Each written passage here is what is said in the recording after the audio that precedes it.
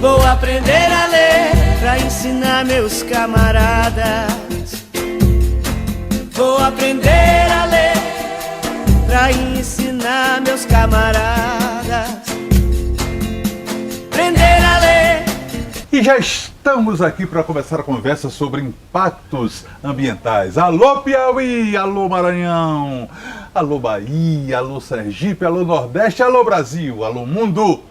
Vamos conversar e conversar muito. Tenho até a impressão de que a gente vai ter que puxar várias pernas deste assunto de hoje, dada a profusão de elementos que ele vai nos trazer. E aqui conosco o professor André. Você já notou, professor André, que, em geral, o professor de cursinho de colégio toma o nome da matéria? É verdade. Eu nunca soube você é André de quê? Pra mim você é André de biologia. Verdade, a Bahia inteira você verdade, conhecer verdade. assim, né? Mas na realidade eu já perdi até minha referência, né? Sim. Porque eu sou André Freitas, Olha André só. de biologia e agora só me chamam de Dedé. Aí agora eu sou Dedé. Dedé. Paciência. Gostei. Mano, então eu vou chamar você de Dedé. Beleza, Dedé é o tamo seguinte, impactos ambientais, tá? Se eu for buscar no meu baú da memória e de Raul, eu vou lembrar de uma canção que diz: eu nasci há 10 mil anos atrás e não tem nada nesse... Eu nasci há 10 mil anos atrás, que é mais ou menos a época em que começou a Revolução Agrícola, né? Na história do Homo sapiens. Então, quando ele jogou o primeiro punhado de trigo no chão. E levou milhares e milhares e milhares de anos, milênios, né? Lidando muito bem com a natureza, enfim, numa harmonia, num encantamento sem par. Verdade. Só mais recentemente é que se começou a falar em impacto ambiental causado pelo ser humano. Vamos começar daí?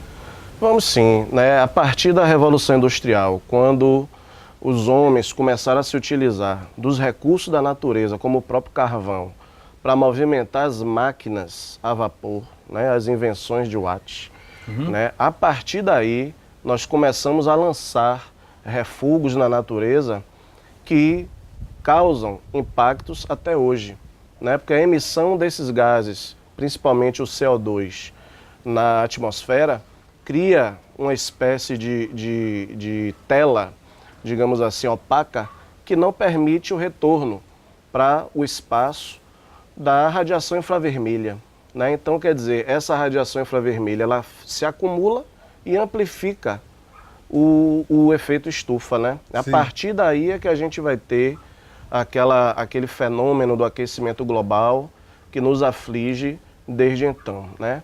Até ali, nós éramos seres que poluíamos o quê? Os rios. Os rios da Europa eram muito poluídos, o esgoto, os dejetos, as grandes cidades, elas cresceram ao redor dos rios. E eles são, até hoje, né, os meios pelos quais nós lançamos os nossos efluentes domésticos, né? Acontece o seguinte, a Europa se conscientizou, despoluiu e hoje redes de esgoto, por exemplo, na França, são visitadas como ponto turístico, né? Então nós aqui no Brasil ainda estamos a anos-luz disso. Nós continuamos poluindo e o pior, aqui em Salvador nós estamos cobrindo os rios da cidade e isso piora os efeitos desse sistema, porque a decomposição, que aí nós vamos ter a morte de algas, a morte de peixes, vai liberar o metano, que é bem pior do que o gás carbônico. Rapaz, começar assim, seu André, não é brincadeira não, meu irmão. A gente começa a sentir um determinado pânico. Olha, eu sou de uma cidade, Santo Amaro da Purificação, que tem uma história muito particular de poluição e rio. O Rio Subaé, né? O Rio Subaé. Ei. Mas a gente vai deixar isso para depois. Bora. Tá joia? Vai deixar isso para depois. E como é que se dá a expansão dessa destruição, né? Ela começa na Revolução Industrial e ela vem se alastrando, Europa, depois vai pegando a periferia do mundo, enfim, a proporção em que mais industrialização, mais poluição, mais desmatamento, o crescimento das cidades, né? Então, quer dizer, essa poluição, esse impacto causado pelo homem, a antropização que se desenvolve a partir dali, ela vai causar um fenômeno, na realidade, global, porque a industrialização ela se espalha no mundo. Então, os homens vão precisar de quê? De novos recursos da natureza para continuar movimentando. Então, aquele carvão que começou a poluir, e ainda hoje, por exemplo, é a matriz energética da China, que polui assustadoramente, inclusive lá acontecem as famosas chuvas negras, né? Aqui retorna a fuligem toda, sujando prédios, sujando casas, as cidades, enfim, causando um impacto danado. Mas nós buscamos outras fontes de energia, como no caso o petróleo, que é um recurso fóssil. Né? Então nós estamos devolvendo à natureza aquele carbono que estava armazenado ali há milhões de anos. Aliado a isso, o processo de desmatamento, né? Quer dizer, você libera refugos da combustão e vai desmatando. Aí a gente tem uma equação que a gente vai perder o controle, porque as florestas e os oceanos são grandes sequestradores de carbono. Então, se você desmata, você impede esse sequestro e aí o efeito estufa tem uma amplificação assustadora, né, com impactos, inclusive, no processo reprodutivo de animais e o derretimento de geleiras, alterações climáticas diversas. André, você tocou num assunto aí que eu não queria de forma nenhuma deixar que passasse assim. Você falou em carvão, você falou em petróleo. Certo. Muitas vezes o homem, o ser humano, tem a impressão de que esses recursos são infinitos, inesgotáveis. Uhum. A gente poderia esclarecer um pouco isso? Pode sim. Os recursos renováveis são aqueles recursos que no nosso tempo, ele vai se refazendo. Então você tem novamente, por exemplo, a água. A água ela nunca vai acabar no planeta. Ela vai, por exemplo, reduzir a sua quantidade, vai piorar a sua qualidade, vai mudar de endereço.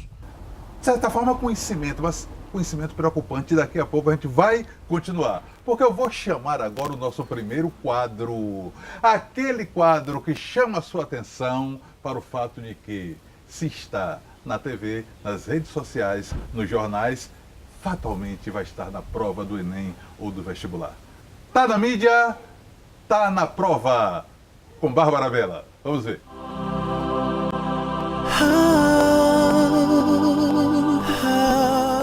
Os ciclones são tempestades de vento extremamente violentas que giram em turbilhão e se deslocam em alta velocidade. O ciclone Idai se formou na costa do leste de Moçambique no dia 4 de março. Trata-se do ciclone tropical mais forte a atingir o país desde 2008. No dia 14 de março, o Idai alcançou sua intensidade máxima, com ventos de 195 km por hora, que resultaram em inundações em Madagascar, Malawi, Zimbábue e Moçambique. A devastação provocou mais de 800 mortes nesses países do sudeste da África, sendo 600 vítimas fatais apenas em Moçambique. De acordo com o Instituto Nacional de Gestão de Calamidades do país, aproximadamente 200 mil famílias e 1 milhão de pessoas foram atingidas pelo Idai. Quase 100 mil casas foram total ou parcialmente destruídas. Aldeias inteiras foram submersas. Existem áreas de Moçambique sem água, luz ou transporte, estradas interditadas, escolas fechadas, atendimento de saúde paralisado e com alta do preço dos alimentos de 600%. Por conta desses impactos, especialmente o consumo de água contaminada, a Organização Mundial de Saúde alerta para os surtos de cólera, malária, tifo e diarreia, que podem eclodir no país. A diretora do Unicef, que é o Fundo de Nações Unidas para a Infância, calcula que serão necessários 30 milhões de dólares para a prestação de ajuda humanitária imediata. Até então, os principais doadores são Estados Unidos e Reino Unido. No entanto, pesquisadores de justiça climática afirmam que essa ajuda é uma espécie de indenização e que os países ricos não fazem mais do que a sua obrigação. Eles argumentam que os relatórios do painel intergovernamental sobre mudanças climáticas permitem a avaliação de que o aquecimento global aumenta a frequência e a intensidade de catástrofes ambientais, a exemplo do Idai. Países como Moçambique e Zimbábue contribuem minimamente com a emissão de gases que agravam o aquecimento global. Além disso, são áreas pobres com construções precárias que sofrem mais agudamente com esse tipo de desastre e que, não raro, foram exploradas economicamente para que países centrais enriquecessem à custa de sua miséria. Enfim, é relevante notar certa desimportância com a qual o ciclone Idai foi tratado por certos veículos de comunicação. Talvez porque os atingidos foram pessoas africanas negras e pobres. Será que se o ciclone arrasasse parte dos Estados Unidos ou da Europa, o tratamento da mídia e a comoção das pessoas seriam os mesmos? Pois é, gente, tá na mídia, tá na prova. Moçambique, professor, aquela tragédia tremenda. Mas, gente, o primeiro bloco, você não sentiu? Foi embora, voou. E você, pegando aí a sua caneta mental, vai anotar. @JorgePortugal09 é o nosso Instagram. Entre aí, pergunte, sugira, enfim, converse comigo. Tô sabendo mais com Jorge Portugal é o nosso canal no YouTube. Eu só vou ali, mas volto já. Mas vou nas asas da canção de Mayra Lins. O amor abre a cortina e todo o chão se empina numa colina sob um lençol de alecrim. E lá de cima, quem abençoa é Nosso Senhor do Bom Fim. De volta com o Tô Sabendo. Hoje nós estamos discutindo impactos ambientais. Olha que tema porradão, moçada. Olha, você de Enem, você de concurso, porque atualidades, né? Muito pedido. Muito bem, se ligue mesmo. E se ligue no @JorgePortugal09. Entra agora, vá, entra agora. Isso, que é o nosso Instagram. Que coisa boa, que coisa maravilhosa, né? Que menina danada! Essa Mayra Lins, já tô fã de você, Mayra, com certeza. E aqui a gente volta ao professor André, de Biologia. Então, os impactos ambientais que começaram a se dar na Europa, digamos assim, há 50 anos, 80 anos, etc., eles começam a se dar agora de uma maneira mais forte, mais veemente, na periferia do mundo. Na periferia do mundo, exatamente. Aqui, por exemplo, em Caetité nós temos uma jazida de urânio fantástica. Sim. Nós poderíamos investir em energia nuclear porque nós temos uma jazida de urânio e nós temos água. Então nós temos as condições para a instalação de uma usina nuclear aqui no Nordeste. Aqui no Nordeste. Né? E Na tendo a terra Bahia de como- Anísio Teixeira e Valdir Soriano. Exatamente. E tendo a Bahia como a grande recebedora desses royalties, Sim. entendeu? Mas a gente esbarra em legislação, a gente esbarra na questão dos impactos e do medo que a gente tem Sim. de, no nosso país, que a gente conhece a sua estrutura, não é você iniciar um processo desse, que é perigoso, né? Nós temos uma matriz que é considerada renovável, a nossa matriz é hídrica, mas mesmo assim a gente causa impactos terríveis, né? Mesmo tendo uma matriz limpa e renovável como a matriz hidrelétrica.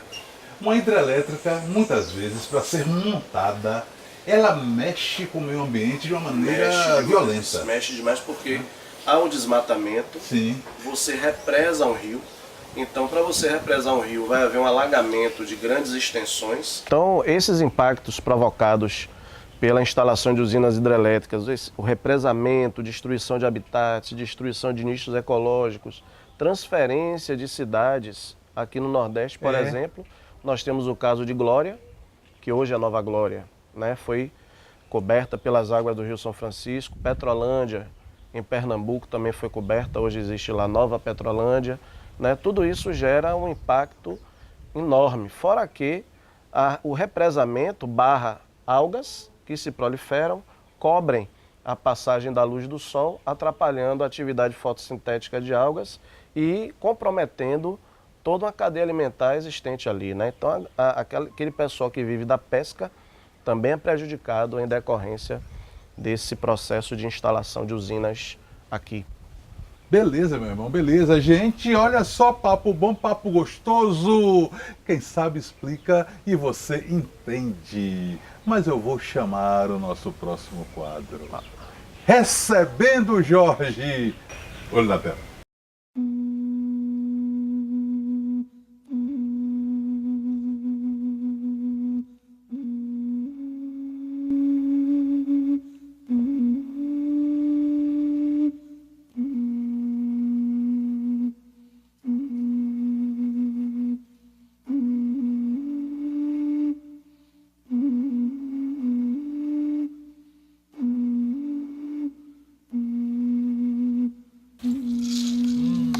fazer uma dança agora. Fazer uma dança, né? Vai não, vai não, vai não, vai não, vai não,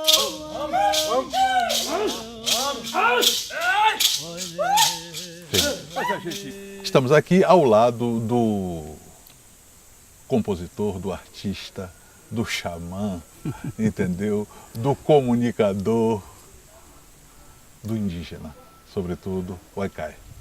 Há quanto tempo vocês estão aqui? Olha, eu mesmo estou há 30 anos já na civilização na Bahia, nesse elo com Lauro de Freitas, né? Uhum. Mas a expansão também. Sim.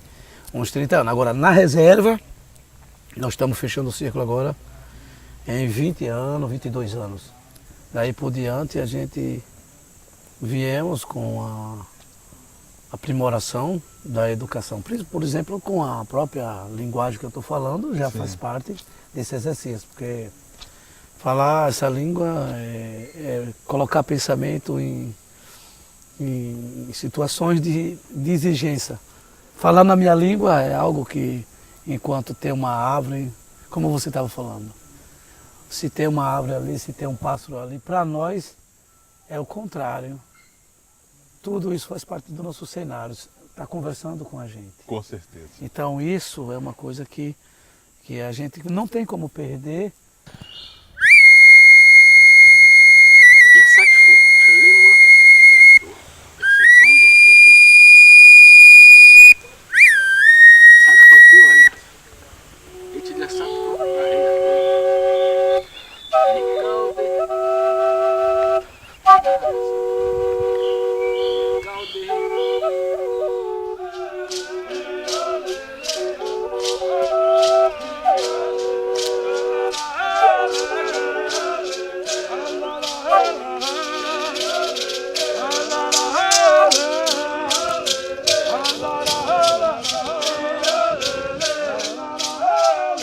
Pois é uma emoção realmente muito grande.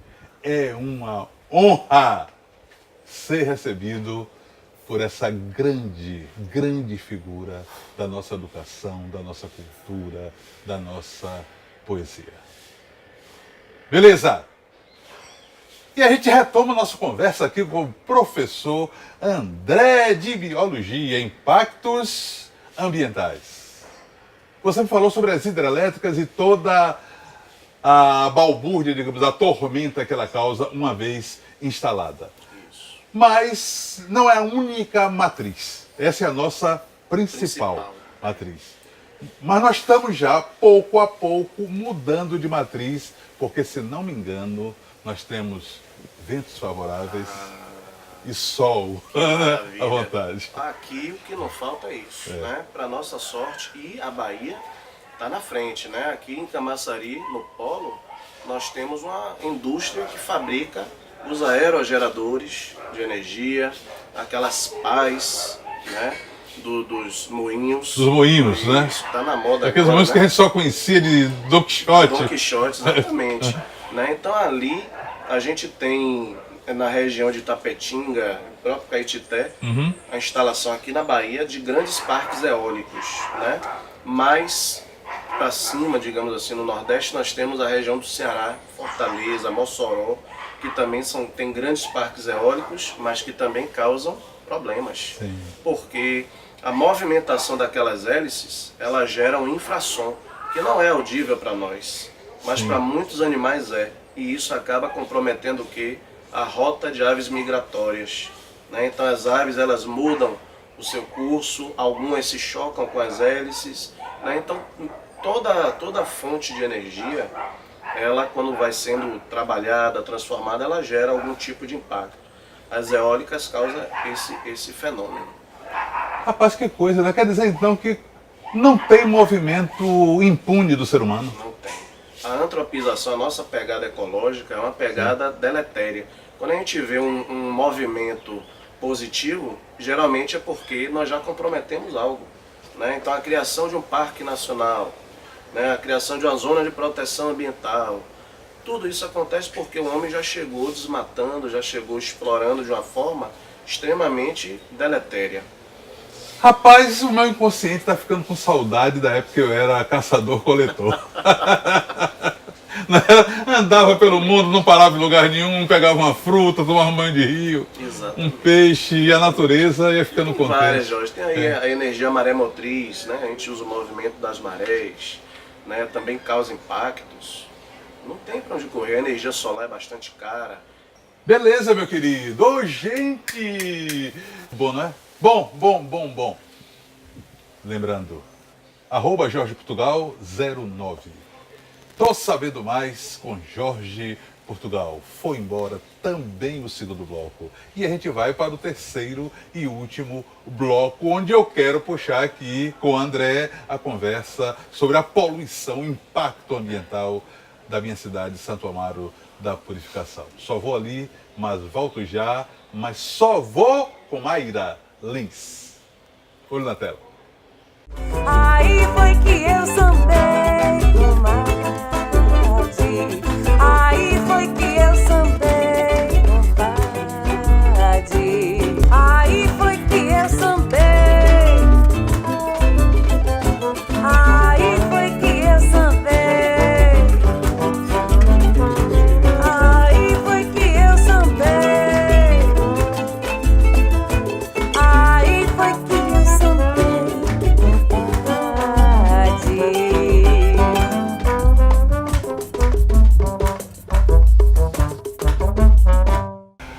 Ó, gente, a gente tá aqui gravando o programa e vocês estão ouvindo esse barulho, né? É o barulho da máquina do fumacê. Já que nós estamos discutindo impactos ambientais, professor André... Veio a calhar, né? Veio a calhar. Eu vou trazer o fumacê pro samba. Vamos lá. Entendeu? Sem nenhuma conotação metafórica ou coisa assim.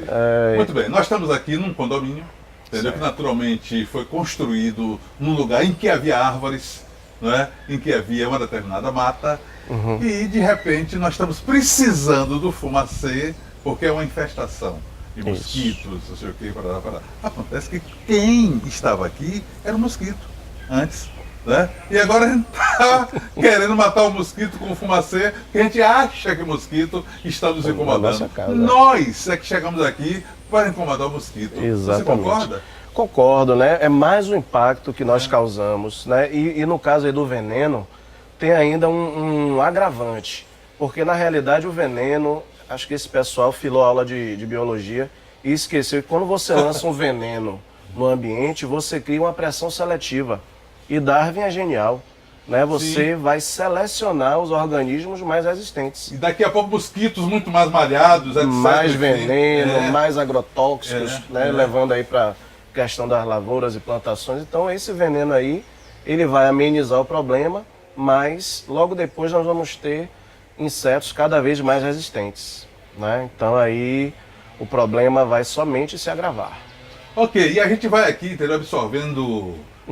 Absorvendo a zoada, o barulho da máquina do fumacê e continuar o nosso papo.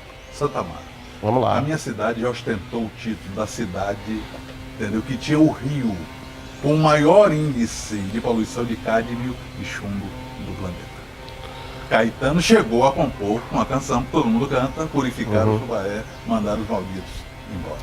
Os malditos foram embora. Foram embora. Era mas fábrica de chumbo, mas a maldição está lá. ficou. Tá lá. Né, infelizmente, Portugal, a gente tem até em Santo Amaro, né, fora continua poluído, mas agora por outros materiais, mas o chumbo e o cádmio são metais pesados, eles comprometem a saúde a longo prazo. Então eles vão se acumulando. Não é um material, por exemplo, que a gente metabolize, que a gente use. Então o contato com esses materiais, eles acabaram se acumulando no organismo e se transformando em agentes mutagênicos. Ou seja, iniciando, dando origem a tumores e a cânceres e problemas neurológicos que acometem hoje, né, anos e anos e anos e anos depois, a sua população. Então isso aí é um processo que dificilmente vai parar, né? Porque uma vez instalado ali, esses metais pesados no solo, na areia, né? Eu já vi até estudos mostrando isso, né? Construções são feitas com materiais da região e que contém o chumbo, então o contato continua ocorrendo. Eu vou te contar, entendeu? A minha casa lá em Santa Mara é uma casa que vai de rua a rua, tem um quintal enorme.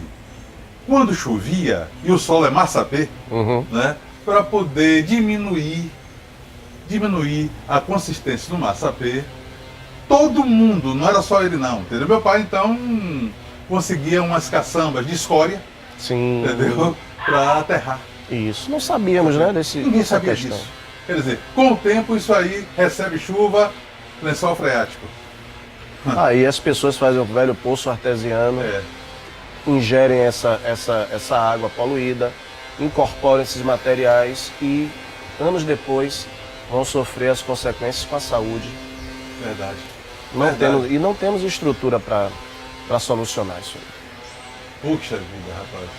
De vez em quando eu me sinto um pouco mais pesado, até, entendeu? Por conta, naturalmente, do acúmulo desse chumbo no meu sangue. E aí, gente, como é que tá o barulho? Tá dando para segurar ou não do fumacê? Tá vendo? Sabe como é o nome disso? Metalinguagem. Nós estamos gravando um programa sobre impactos ambientais, nós estamos aqui sofrendo de alguma forma o impacto ambiental, não é? De um tratamento, de um recurso, etc. Enfim. Coisa boa, meu irmão. Meu irmão, muito obrigado. Maria, obrigado a pela sua você. presença. Quero você mais aqui. mais uma vez, pela oportunidade. Nós estamos juntos aí desde da outra emissora, Puxa. da co-irmã, Sim. né, desde o cursinho. Isso, E a educação é uma estrada e é uma cachaça. com certeza, da melhor A gente está qualidade. junto sempre. Obrigado, meu querido. Muito obrigado mesmo. Eu que agradeço. Pai. Coisa boa, hein, gente? É papo bom, que também vai continuar. Não tem jeito de maneira nenhuma. Mas agora, só falta o quê? Português Com com Portugal. Portugal. Vou aprender a ler pra ensinar meus camaradas. Professor, aqui é do Vidalva. Ontem eu na padaria perguntei pro padeiro: moço, aqui eu acho pão francês. O povo todo riu da minha cara, agora por quê?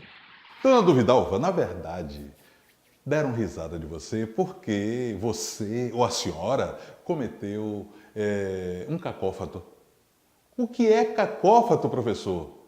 É um som desagradável resultante da aproximação fonética de duas palavras, do final de uma e do início da outra. Quando você diz eu vi ela, tá vendo? O vi ela dá como resultante a palavra viela, que é um lugar sem saída. Isso é um cacófato.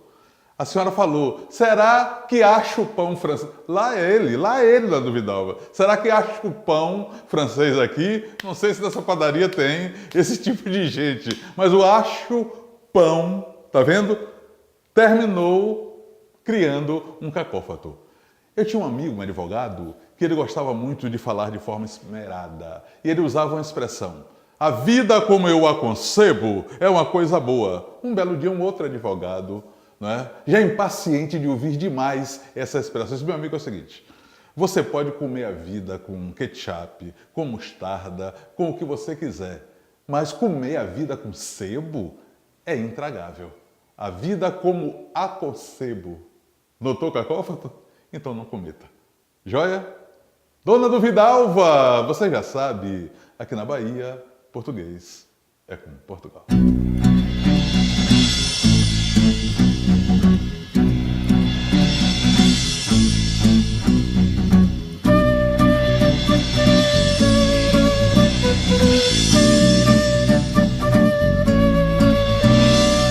Jonete Yaukadoa